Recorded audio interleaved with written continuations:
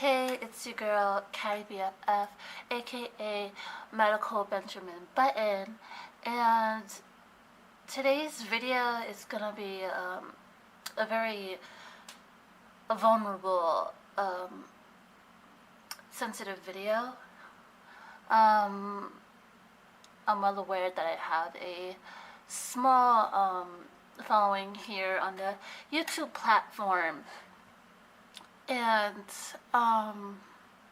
this particular video that I'm making was part of the reason why I actually even started YouTube. If you scroll down all the way to my very first video, you would see a video that's called my heart biopsy. And when I filmed that video, it was 3 years ago. Well, technically 3 years ago. And I was 2 weeks out of my surgery. At that point, I already had my heart transplant. And it was very fresh. I was very just fresh out the hospital. And today I'm basically telling you guys my heart transplant journey as much as I can from beginning to end. If you're squeamish about surgery pictures, I advise you either to skip through the video or just not watch it at all. These photos are decently graphic. Not like you're going to see blood or anything, but you're definitely going to see my incision within its healing process. And you will see my neck IV that I had, and some people may look at that and say, well, it's just an IV, but no, honey, it's a full-blown catheter sewn into my skin, okay? That is not no ordinary IV, especially considering it's in your neck. Like, anyway, but when I ended up happening to me 3 years ago, I was 18, and I had my second heart surgery within the September of that year. 2016. Yeah, 2016. Considering it's 2020. Wow. But yeah, 2016 in September, I've gotten my second heart surgery.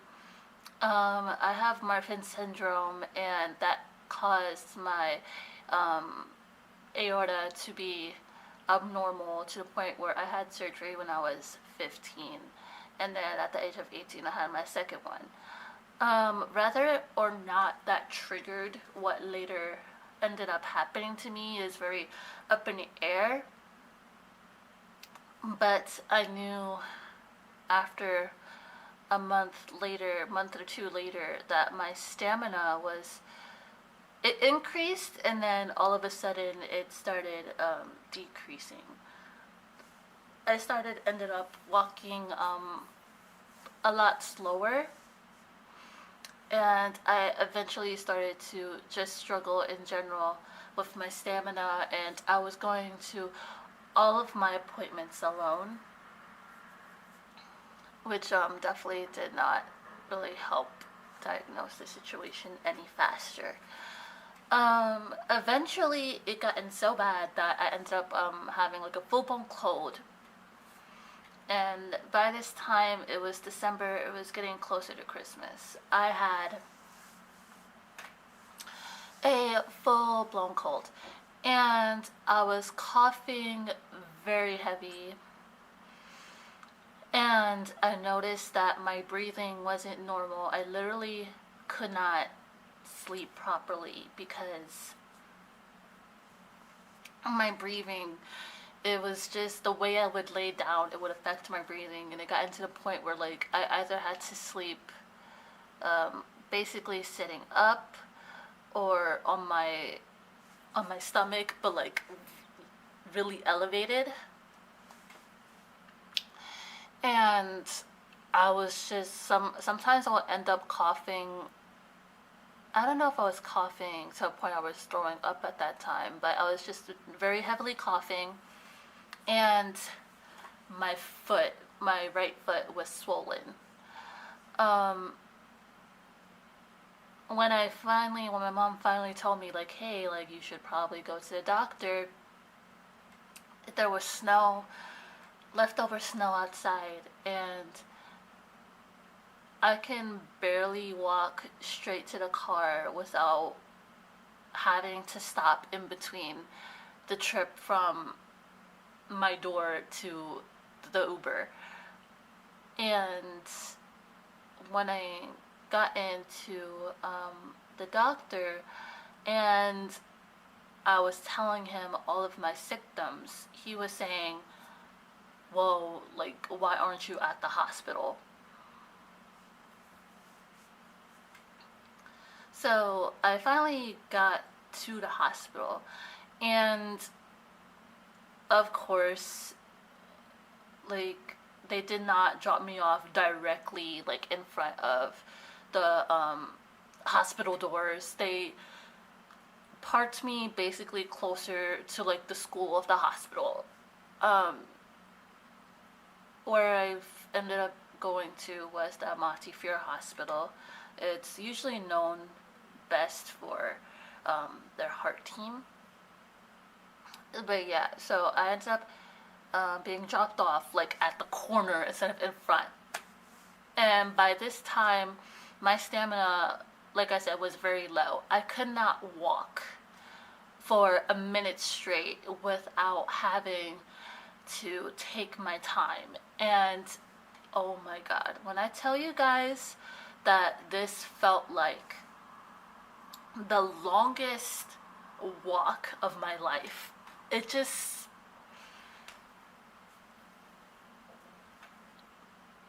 like, at this point I had tears like rolling down my eyes. I was just walking so slow. Like, I feel like at this point I was just walking at a speed that just seems like you clearly need, like, clearly something is wrong, and I was just walking towards this emergency room, like, praying to God, like, somebody noticed me, that someone noticed, like, oh, like, she may look young, but something's not okay. Like, I'm in front of a children's hospital, for crying out loud. But when you're living in a place like New York, like, anybody who looks off, like, people don't try to help or talk to. It's rough out here. It is. It's actually pretty rough out here. Um, Especially with, like, people who are dealing on drugs. Like, I wouldn't say that I looked like someone who would have been on drugs, but I definitely probably walked the pace of someone who could possibly be on drugs, let's be honest. And it took me it felt like 10 minutes I took from walking down this corner all the way to the emergency room. I finally get there, and at this point I already updated my mom and everything, so I'm just waiting, and then I get in the back. They take my vitals, they do all the tests that they normally do, and I was just laying there with my swollen leg, and they told me that that I've been diagnosed with stage 4 heart failure. And I just couldn't, I didn't know what could happen to me at that point. At this point, I was just used to hearing crazy things like, oh yeah, you're going to need surgery for this. Oh yeah, this is happening, so we're going to have to do that. So when I heard that I had stage heart failure, I was just kind of like, okay, like, what are we going to do at this point? So by the end of that day, um, I ended up being sent to Cham 10. Mind you, this was 3 days before Christmas. So December 22nd of 2016, I was fully admitted into the hospital.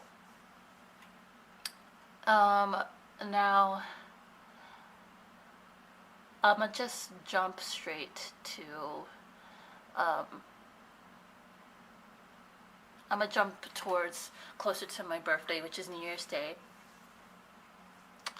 After being there for a while, I've gotten like a little bit better. I was more stabilized, and the swelling did actually go down because I was holding up a lot of water. So once I like basically peed all of that out, I was a bit more better. And then they sent me down to the 8th floor. Usually, when you end up on a different floor, it's likely because you're getting better. But however, after like 2 days after my birthday, I was sent back to Cham 10. And when I got to Cham 10, there was a team of people, and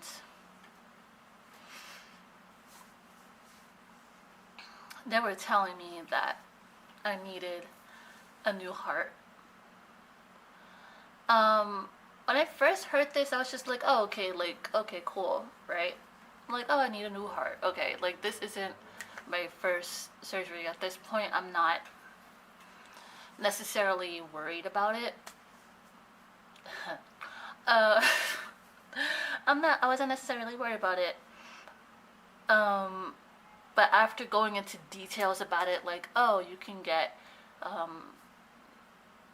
hepatitis B, hepatitis C, oh, you can get HIV, like, you wouldn't think you'll get all of that from a donated organ, but the truth is about organs and what's being transplanted is that 99% of the blood is drained from that particular organ, and so that 1% that's left, that's what's gonna affect the rest of your body.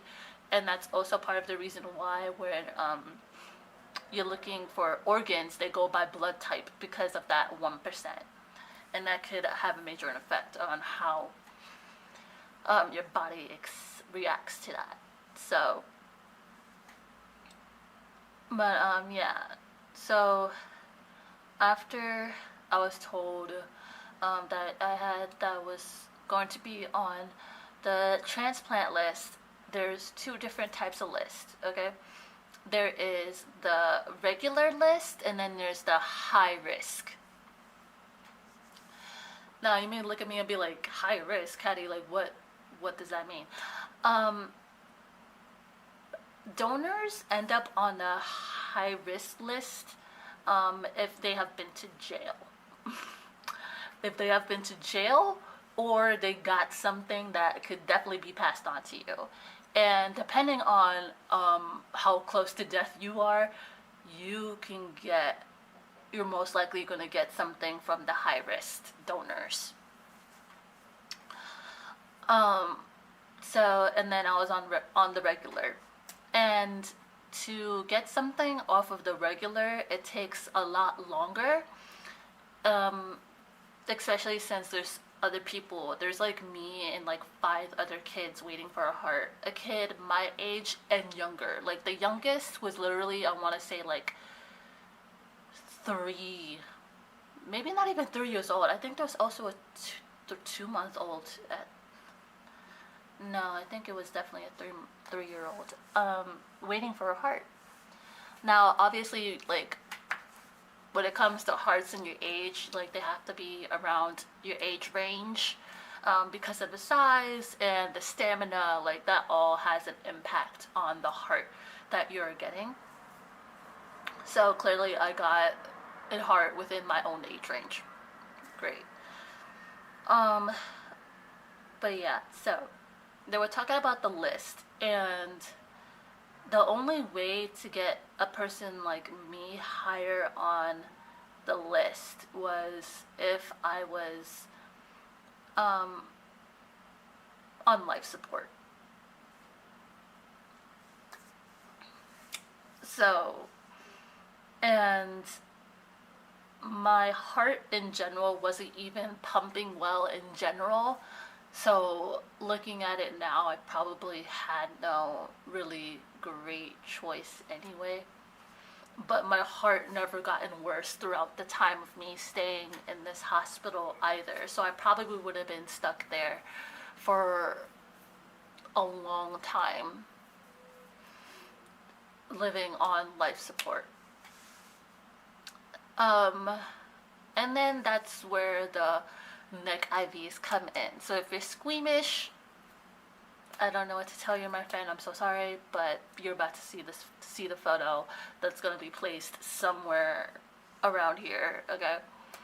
But as you can see on my neck, sorry, gotta make sure I'm still recording. But yeah, as you can see on my neck around, I don't know how much you guys can see, to be honest, but like on my neck I have some scarring. Most of my scars are gone. The heaviest one is this one because of the dressing. The dressing really scarred my skin up the first time around. So they learned to get me like a better dressing for my neck. But there was even a point where like it ended up on my face a little bit, like really close to my face. But like you can't really see that since I have makeup on. And once they started doing the IV process, that was probably to be honest, that was the most dramatizing thing till this day.